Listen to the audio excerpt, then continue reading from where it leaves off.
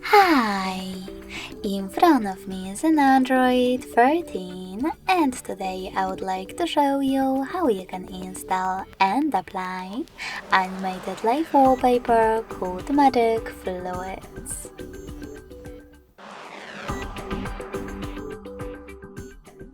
Begin by opening Play Store and clicking on the search bar. Following that, type in Magic Fluids and install this free app from Mad Scientist Developer.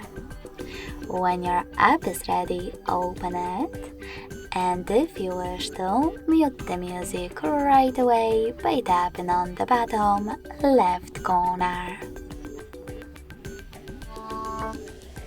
Now select those three lines at the bottom right one. Click on Set as Live Wallpaper and tap on this gear at the top right corner. Now you need to hit I accept in First Things First pop-up and then adjust all of those options however you want to.